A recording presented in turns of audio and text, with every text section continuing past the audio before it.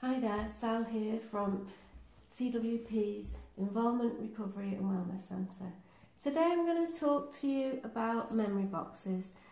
Memory box is something that you could make and create if you've lost a loved one and you want to hang on to things that will help you to remember them. Bereavement is psychologically it's a huge thing for us to cope with, because the people in our lives, the significant people, form the shape of our world, and it's all about those memories and the feelings that they give us and how we spend our time and our routine and the way that we think are all shaped by the important people in our lives. So when we lose someone important, it's a bit like a bit of you has been ripped out, really, in terms of the mind, and our, our mind and our emotions don't just get used to it straight away, and that's why it feels such a shock, and we can feel quite numb, and we can feel quite lost, and we can feel overwhelming emotions, and sometimes we can feel nothing, and we can feel frightened and depressed and tearful or unable to cry and let those feelings out. So it can be very, very powerful what we go through. And creating a memory box can help us to do some of the emotional work that we need to do in terms of grieving. And I'd like to share with you today my memory box that I created for my nan and my granddad, and just talk about the sort of things that we might put in a memory box that we're making. So I'm going to show you what I've got in mind. So this is what I made when my granddad passed away first, and so I made it with his picture on, and I decorated with my son actually. We just sort of stuck a few things on the front, so you can make it as decorative and personal as you want. And then a few years afterwards, my nan also passed away, so now the memories share this box for them both. And I'll just talk you through what I've got in here. So this is a rose that would have been from my granddad's funeral, and we had this tradition where my dad started this off because you wear a corsage on a wedding day, but he decided it was nice to wear a corsage on a funeral day as well, as a kind of a celebration. And so we did this for my granddad. We all had corsages, and this is the one that my nan wore, and she kept it on the shelf for the whole time till she died. So it's all dusty, but it's really well preserved, and it's beautiful to think that she treasured that, remembering my granddad, and now I'm treasuring it, remembering them both. And then I've got a piece of needlework that was out of my nan's sewn box. It's just a scrap. She made cushions like this, and haven't got room for all the cushions that she made, but this was just a little scrap that was in her sewn box, and I thought that's just reminds me of her. And things with the person's writing on was very, very poignant. When we see their writing, it's almost like we can hear them talking again, and that's how I feel when I see this. And my nan actually wrote this, and it's a poem about death. It's about loss, and she hasn't made it up. She's got it out of a book, but it's important to me to see it in her handwriting. Death is nothing at all. I have only slipped away into the next room. Laugh as we always laughed at little jokes that we enjoyed together. Play, smile, pray for me, and you are you. Whatever we were to each other, that we are still. Let my name be ever the household word as it always was. I am but waiting for you, just around the corner. All is well. So, yeah, that's my nan's handwriting, and she was obviously thinking about my granddad when she wrote that. You know, she probably wrote it when she'd just lost him. And this is a piece of my granddad's cardigan.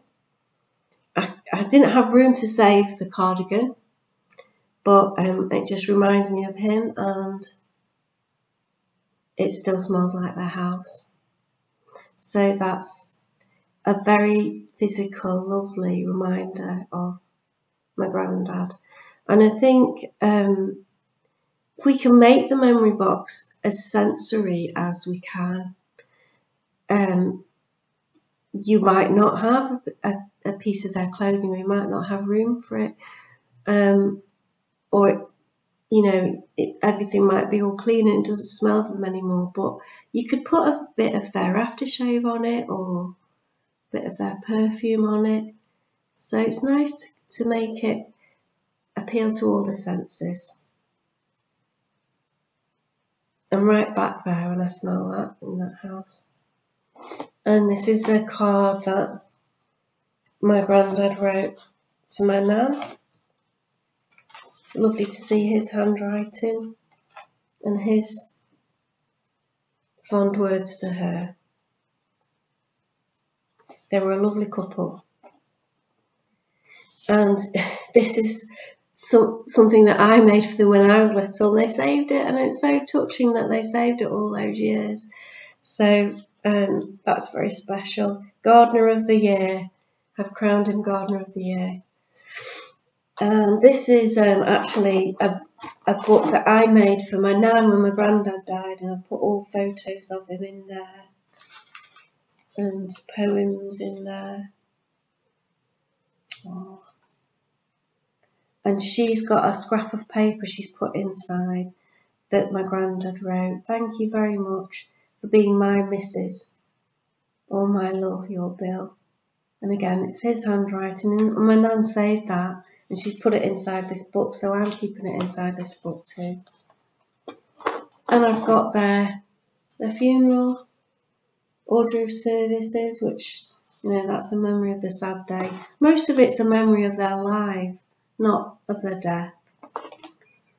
And card, this is the sympathy card that I had off a friend. I've loads of sympathy card. You can't save everything because you'd end up with shells and shells of it, lots of things.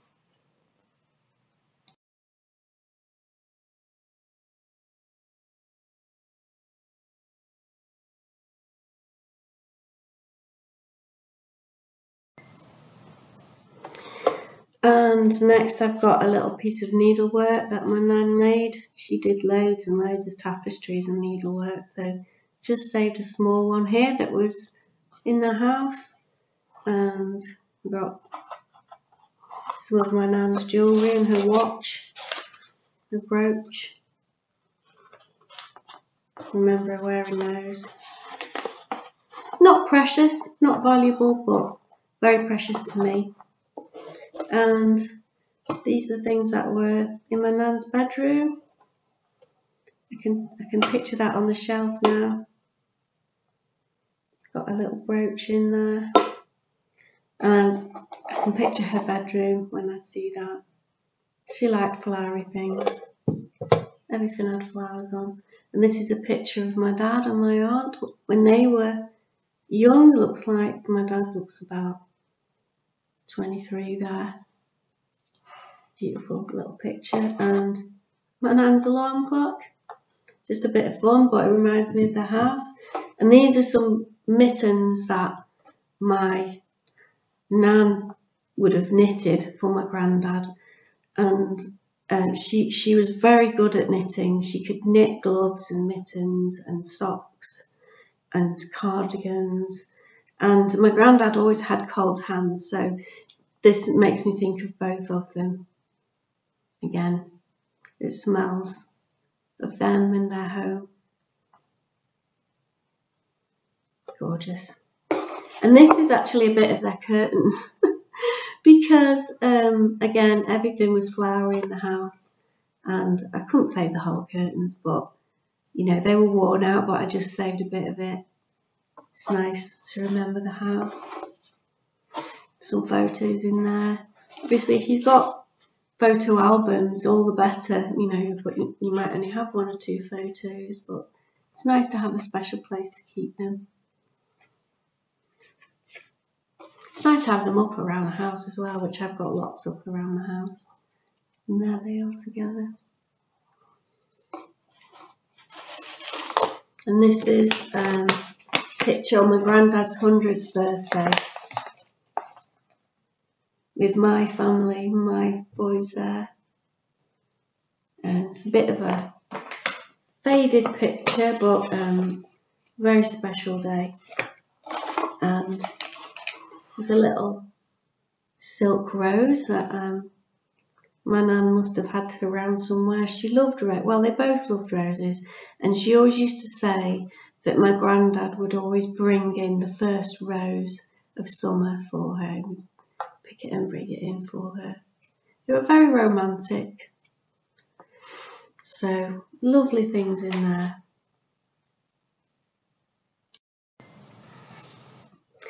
So I just want to talk a bit about grief, and there's a sense after you lose someone, there's a stage that you can go through that's where we search for the person. We feel this almost like, I felt it myself, it's almost like a physical feeling. It's like a hunger, and you sort of want them so much. It's like a hunger, really. It's very physical and emotional. And I found going through my nan and gran's, how, you know, helping to clear the house when they're both gone, I found that very therapeutic, because it was when I was in that searching process and just valuing the things that they valued. It didn't all just, you know, go and escape. But we gave it away to relatives, and we kept some of it, and we gave it to charity shops, and you know, it was very valued. And I think that helped with that searching process, and the fact that I've got, you know, things that remind me of them, because we need something to hold on to. There's something about the physical sense of things that I think that can be quite soothing to hold on to after we've lost someone. And you may not have those things. Sometimes with some bereavements, we don't have anything to remember that person. We may not have photos or clothes or physical things, so we might have to be quite creative in that sense. When I had 2 miscarriages within the space of a year, and both of the miscarriages were before the scan, so I didn't even have a scan, I didn't have anything, and I felt that searching feeling very powerfully. And I would find myself looking around shops, and I'm thinking, I don't even know what I'm looking for, but it's this kind of drive. And what I did in the end was I did create a memory box both times for each of them, and I had to create those things. So I had obviously cards that people had sent me, because people had sent me lovely, encouraging and kind words in cards. So I kept those, and I wrote a poem each time. So you could write a poem about your loved one or about how you're feeling. You could write down a memory of you know, a particular special memory of that person, something that they used to say, even though you might not have anything in their handwriting, but you could write down something that they used to say. And when I had the miscarriages, I bought a little teddy, and I had like a baby grow from my oldest son that I was keeping this baby, and I decided it would have been a boy, and I gave him this baby grow, and I said, that was for you, I would have saved that for you, and I put it in the box with the poem and with the cards. And sometimes you have to create those things that hold your memories, because you might actually not have physical things around you. And you could also ask friends to write things down for you, or you could, if you don't have photos, you could create some art around that person, you know, draw a picture of them, or draw something that you did together, or maybe take a photo of a place that you went together. So it's all about doing your best with what you've got and using your resources to create something that's meaningful for you.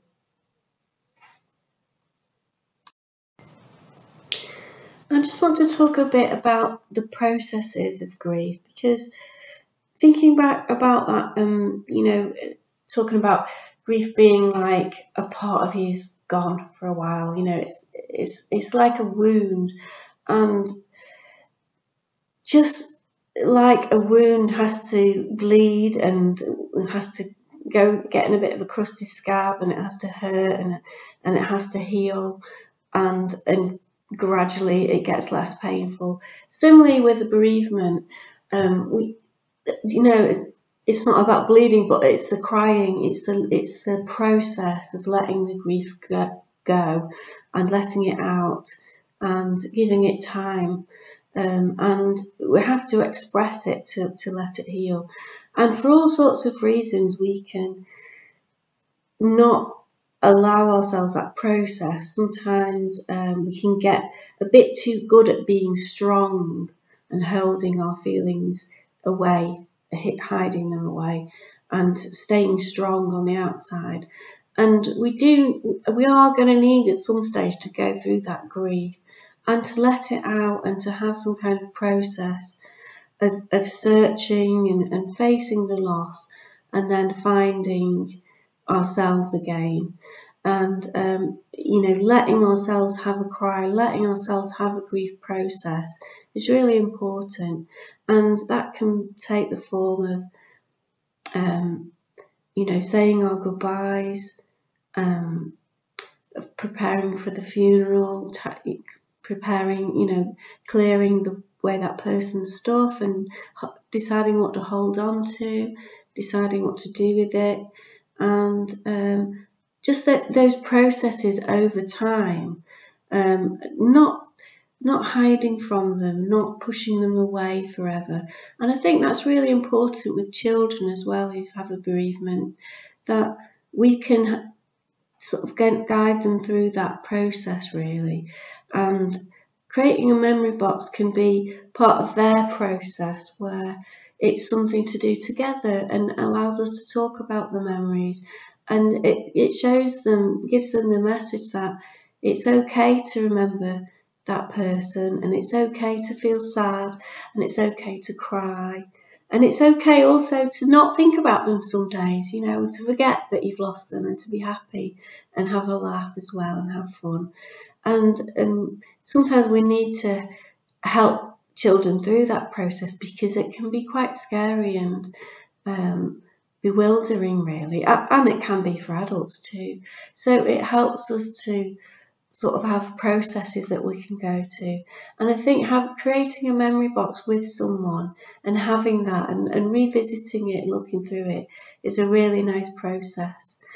And just thinking about those things as well that are out there to help us, that when we might have to create things to put in our memory box. This is a lovely book that my aunt actually gave me when my mum died, and it's one of those that you can get in card shops, and it's called Words of Comfort, and it's got lots of poems in about loss, and it's beautifully illustrated and beautifully presented. And I'm really fond of this book. It's an old friend now, because I've had it through several losses since then, and several funerals, and we've read poems at the funeral, and It's kind of, like I say, my old friend now. And I think words can be really helpful, because sometimes other people can have expressed just what we want to express, and perhaps we can't find the words for. And this book sort of has, right from the very start of the shock of, the shock of the loss of someone, and the process of missing them, and of rebuilding life again, and finding joy again in life, really. So it's kind of, as you read through it, it's kind of this sense of time, that the grief the pain will ease, and the feelings will get easier, and you'll heal from the wound. So it's a lovely book, and I would recommend it. And I'm just going to read a poem to end with here, that it makes me think about the grief process, that it is a wound, but just like a wound, it does heal in the end. And at first, we can be very focused on how a person died, and the whole events around a loss can be a massive trauma. It could be a shock, or it could be seeing someone go through a terrible illness and getting more and more poorly. It could be, someone that's absolutely key in our lives, a partner. It could be losing a child. It could be losing a friend or a loved one through suicide. So at first it's all about how they died, and then there's a process where gradually we sort of get our heads around that a bit, and then what we're going through is that they have died. We're feeling the sense of the gap, of the loss of them in our lives. And then I think after, it takes a few years for this to happen, really.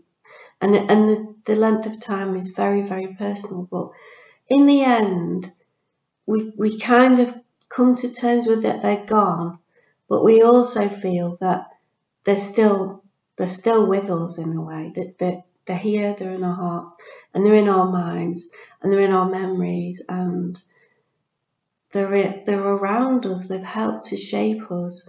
Those people that are very special, and they've kind of helped to make us who we are.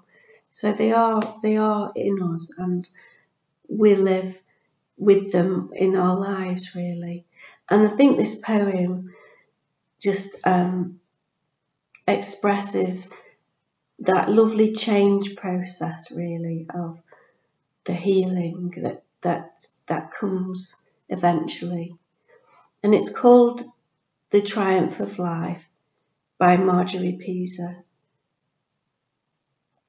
I'm emerging from an ocean of grief, from the sorrow of many deaths, from the inevitability of tragedy, from the losing of love, from the terrible triumph of destruction. I am seeing the living that is to be lived, the laughter that is to be laughed, the joy that is to be enjoyed, the loving that is to be accomplished. I am learning at last the tremendous triumph of life.